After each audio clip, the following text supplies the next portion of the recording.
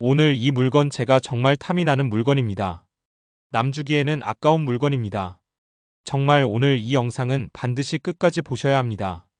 왜냐하면 이번 물건은 김해시 어방동의 진짜 황금 입지, 그야말로 돈이 벌리는 신축 다가구 주택이기 때문입니다. 이건 단순히 싸게 나온 물건이 아닙니다.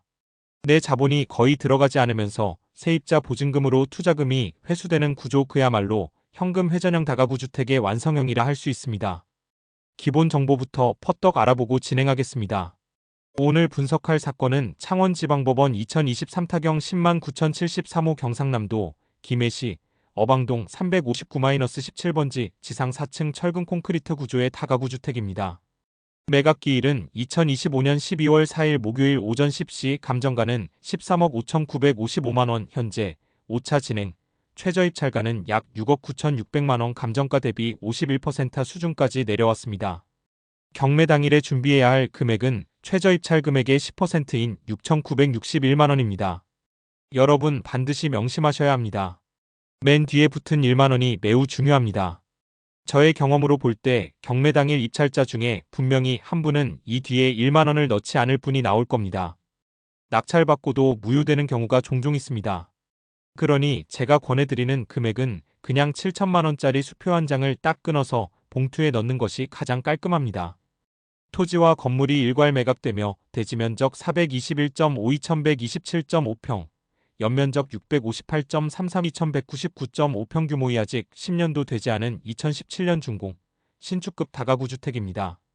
이 말은 누수라든지 보일러와 배관과 곁모양에서 수리할 게 없다는 겁니다.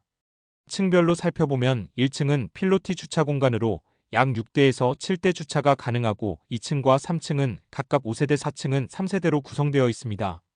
즉, 총 13세대가 운영 가능한 구조로 현재 세입자 13명 중 12명이 배당 요구를 완료했습니다. 보증금 총액은 약 10억 500만원, 월세는 약 75만원 수준으로 확인됩니다. 특이한 점은 모든 임차인이 후순이라는 것입니다. 즉, 낙찰자가 인수해야 할 금액이 전혀 없습니다. 설명도 리스크 제로, 깔끔한 구조입니다. 이제 이 물건의 진짜 가치를 만드는 건 바로 입지입니다. 건물 바로 앞에는 김해시에서 조성한 소공원이 자리하고 있습니다. 그냥 나무 몇 그루 심은 수준이 아닙니다.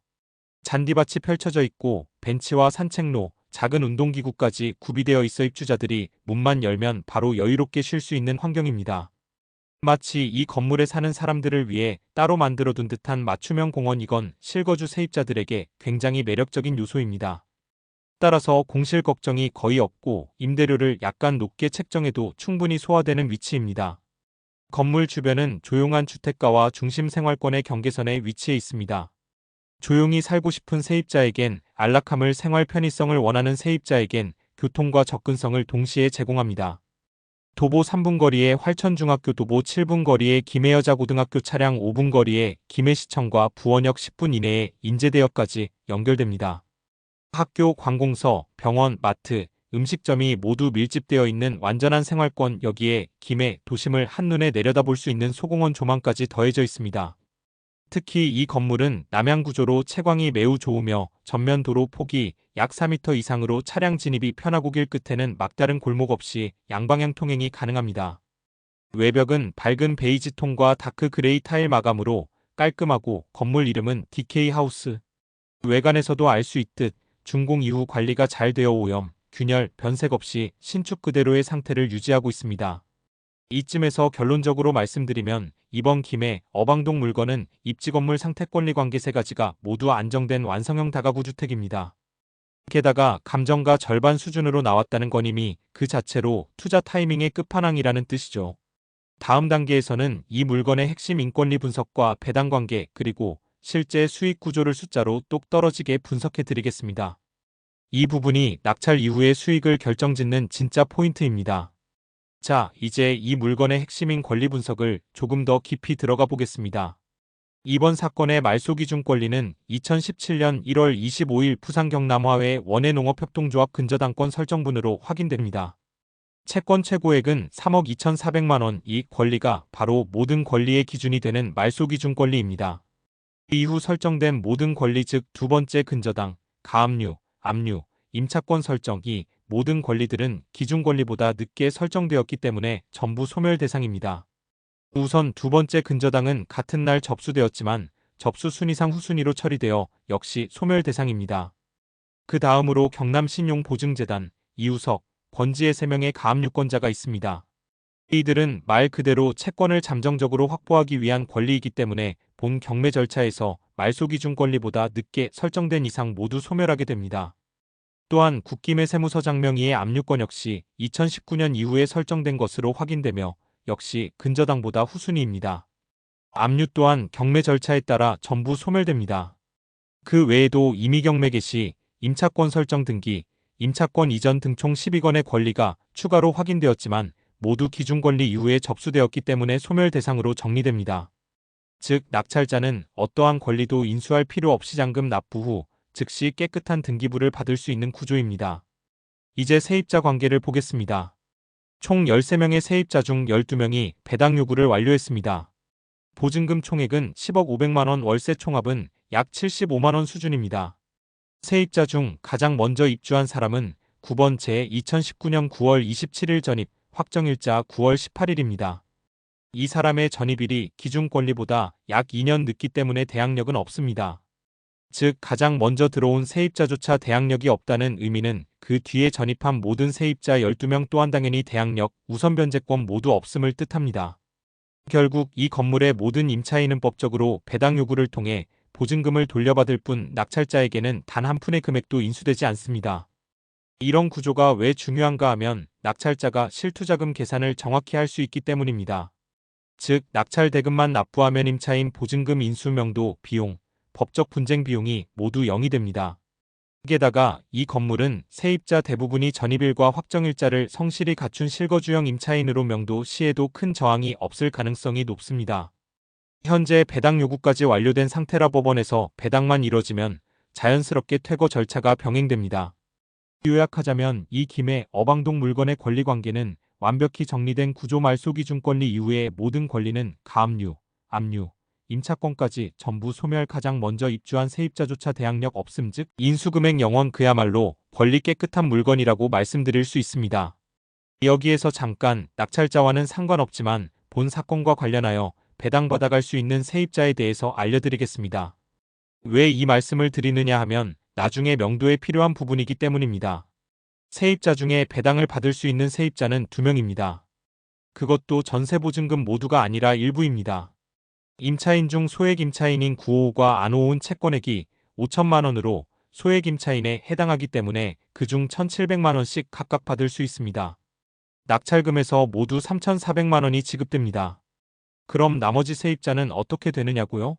정말 안타깝지만 거의 한 푼도 못 받을 확률이 매우 높습니다.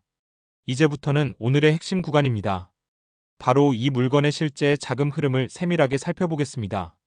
낙찰 이후 어떤 돈이 오가고 얼마나 들어가며 결국 얼마를 남길 수 있는지 숫자로 정확히 확인해 보시죠. 이번 분석은 최저입찰가 6억 9천만 원으로 낙찰받는다고 가정하겠습니다. 은행 대출은 통상 낙찰가의 70% 수준까지 가능합니다. 즉 대출 한도는 약 4억 8,300만 원 정도가 됩니다. 하지만 여기서 많은 분들이 잘 모르시는 개념이 하나 있습니다. 바로 방빼기입니다. 방빼기란 단순한 명도 비용이 아닙니다. 은행 입장에서 세입자에게 돌아갈 돈을 미리 떼어두는 절차입니다.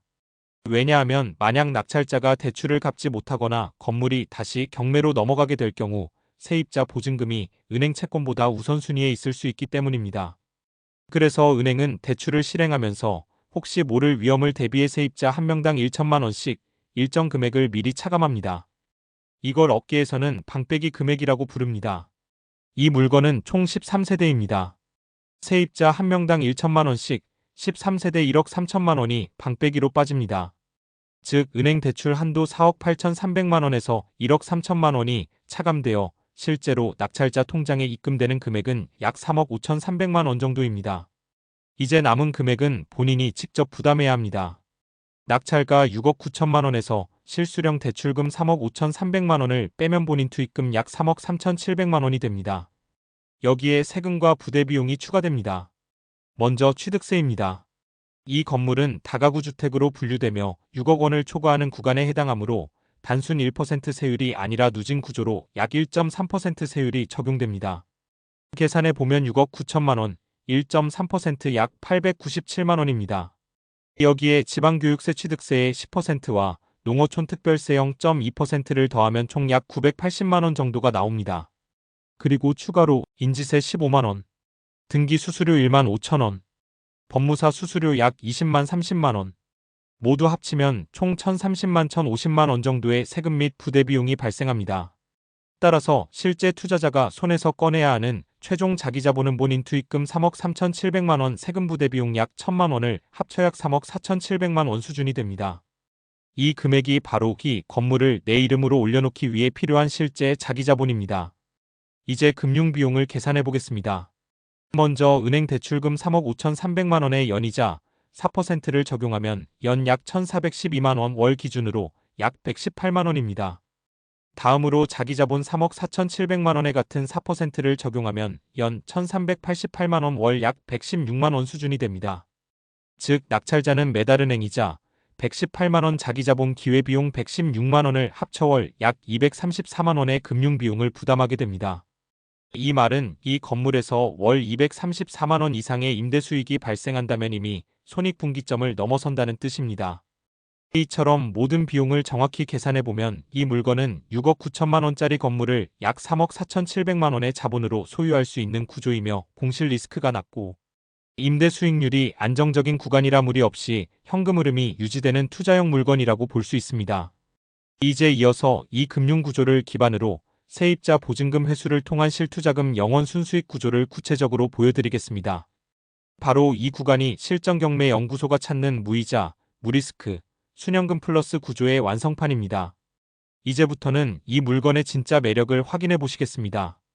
이 물건을 낙찰받으면 과연 얼마나 돈을 벌 수 있는지 계산해 드리겠습니다. 여러분 지금까지 잘 따라오고 계시죠?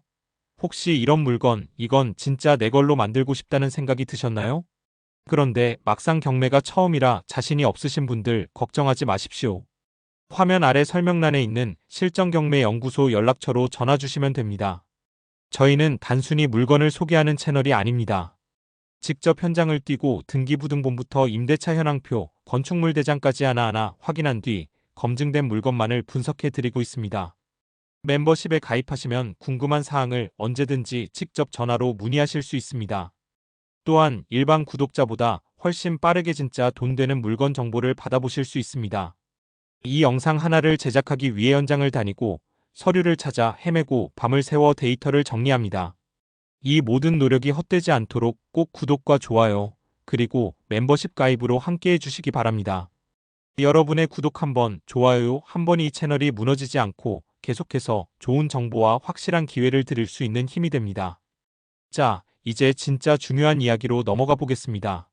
바로 이 물건이 어떻게 내 돈 한 푼 없이 매달 돈이 들어오는 구조가 되는지 그 수익 흐름을 지금부터 공개하겠습니다. 바로 세입자 보증금으로 내 돈을 모두 회수하고도 매달 순수익이 남는 구조입니다. 현재 이 건물에는 총 13명의 세입자가 거주하고 있습니다.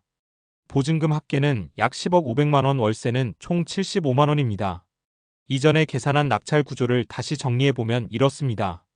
낙찰가는 6억 9천만 원, 은행 대출은 70%까지 가능하지만 은행에서는 세입자 보증금 일부를 미리 떼어두는 방빼기 제도를 적용합니다. 방빼기란 단순한 명도 비용이 아닙니다. 은행이 세입자에게 돌려줘야 할 돈을 미리 확보해두는 안전장치입니다. 즉 대출을 내줄 때 세입자 한 명당 1천만 원씩을 위험 대비금으로 공제해두는 것이죠. 13세대니까 총 1억 3천만 원이 빠집니다. 따라서 6억 9천만 원 70% 4억 8,300만 원에서 1억 3천만 원을 제하면 실제 대출금은 3억 5,300만 원입니다. 즉 총 낙찰가 6억 9천만 원 중 은행이 빌려주는 돈은 3억 5,300만 원, 나머지 3억 3,700만 원은 제 돈으로 들어갑니다. 그럼 총 투자금은 6억 9천만 원, 이제 세입자 보증금이 10억 원이 넘게 들어옵니다. 이제 순서대로 자금을 회수해 봅시다. 먼저 은행 대출금 3억 5,300만 원을 모두 상환합니다. 다음으로 제가 넣은 자기자본 3억 3,700만 원을 회수합니다. 이 두 금액을 합치면 6억 9천만 원입니다. 그런데 세입자 보증금은 10억 500만 원이죠. 즉 제 돈을 모두 빼내고도 3억 6천만 원이 추가로 남습니다. 이제 이 3억 6천만 원을 은행에 예치한다고 가정하겠습니다. 연이자 4% 기준으로 계산하면 3억 6천만 원, 4%연 1,440만 원 한 달로 나누면 월 약 120만 원의 이자 수익이 생깁니다. 여기에 세입자들에게서 들어오는 월세 75만 원을 더하면 총 월 195만 원의 순수익이 매달 꾸준히 발생하는 구조가 완성됩니다. 결국 이 구조는 완전 무피 투자 플러스 현금 흐름입니다. 즉, 내 돈 한 푼 없이 건물을 소유하고 보증금으로 모든 자금을 회수한 뒤에도 매달 195만 원이 통장으로 자동 입금되는 구조죠. 이게 바로 실전경매연구소가 추구하는 무이자, 무리스크, 순현금 플러스 구조의 정석입니다. 이제 마지막 단계, 바로 매각과 세금 정산입니다. 이 단계는 단순히 얼마에 팔면 얼마 남는다 수준이 아닙니다. 실제 투자자라면 반드시 알아야 할 현실적인 세금 구조와 순이익 계산을 함께 보겠습니다. 화면 전환 DK하우스 외관이 클로즈업된다. 이 건물은 김해 어방동 359-17번지 활천중학교 바로 인근에 있는 4층 다가구 주택입니다. 대지 면적은 127평, 연면적은 199평에 달하고요. 감정가는 13억 5,900만 원, 낙찰가는 6억 9,600만 원이었습니다. 이제 시간이 흘러 3년 뒤 이 물건을 감정가 수준인 13억 5,900만 원에 매각한다고 가정해 보겠습니다. 그리고 그동안 월세나 보증금이자 같은 임대 수익은 모두 제외하고 순수하게 매각만으로 얼마가 남는지를 보겠습니다. 먼저 취득 시 들어간 비용부터 계산해 볼까요? 낙찰금 6억 9,600만 원의 취득세와 각종 부대비용 즉 법무사 비용, 인지세, 등기비용 등을 합치면 약 7억 600만 원 정도가 됩니다. 즉, 내가 실제로 투자에 들어간 총 금액은 7억 원 남짓이죠. 이제 매각이 이루어졌습니다. 13억 5,900만 원에 팔렸으니 차익은 약 6억 5천만 원 정도가 발생했습니다. 그럼 세금은 얼마나 될까요? 먼저 개인 명의로 낙찰받은 경우입니다. 3년 이상 보유했으므로 장기 보유 특별공제 6%를 받을 수 있습니다. 6억 5천만 원의 차익 중 약 6%를 공제하면 실제 과세표준은 6억 1천만 원 정도로 줄어듭니다. 이 금액에 지방세를 포함한 양도소득세율 약 38%를 적용하면 세금은 약 2억 3,300만 원 수준이 됩니다. 즉 실제 손에 남는 순이익은 6억 5천만 원의 차익에서 세금 2억 3천만 원을 제하면 약 4억 2천만 원이 내 순수익이 되는 겁니다. 이번에는 법인 명의로 투자했을 경우를 보겠습니다. 법인은 개인과 달리 장기 보유 특별공제가 없습니다. 그리고 즉시 매각을 해도 같은 세율이 적용됩니다. 그래서 6억 5천만 원의 차익 전체에 법인세 약 22%가 바로 적용됩니다. 세금은 약 1억 4천만 원 수준으로 개인보다 낮아 보이죠. 세후 이익은 5억 500만 원. 하지만 여기엔 함정이 있습니다. 법인이 벌어들인 수익을 대표 개인에게 가져오려면 배당 소득세 15.4%를 한 번 더 내야 합니다. 이걸 반영하면 총 세금은 약 1억 8,800만 원으로 올라가고 결국 개인 명의로 낙찰받았을 때와 실제로 남는 돈은 거의 비슷하게 됩니다. 즉 개인으로 투자하면 세금은 좀 더 내지만 장기 보유공제 혜택이 있고 법인으로 투자하면 세율은 낮지만 배당할 때 한 번 더 세금을 내기 때문에 결국 실질순이익은 약 4억 원 초반대에서 비슷하게 맞춰진다는 겁니다. 결국 이 물건은 내 돈 7억 원 정도 들어간 투자에서 3년 뒤 매각만으로 약 4억 원이 넘는 순이익을 낼 수 있는 구조입니다. 이건 단순한 부동산이 아닙니다. 철저하게 계산된 현금 흐름형 자산 바로 그것이 경매 투자의 핵심이죠. 여러분, 오늘 영상이 도움이 되셨다면 꼭 구독과 좋아요 눌러주시고 영상 아래 설명란에 있는 실전경매연구소 연락처를 확인해 보세요. 저희는 단순히 물건을 소개하는 게 아니라 직접 분석하고 현장에서 발로 뛴 데이터를 가지고 어떻게 돈이 만들어지는가를 보여드리고 있습니다. 이 한 채의 건물로 시작된 작은 발걸음이 여러분에게도 새로운 재산의 길이 되기를 바랍니다. 다음에는 더욱 더 큰 돈 되는 영상으로 찾아뵙겠습니다. 날씨가 점차 쌀쌀해지고 있습니다. 건강한 모습으로 또 만나기를 기원합니다.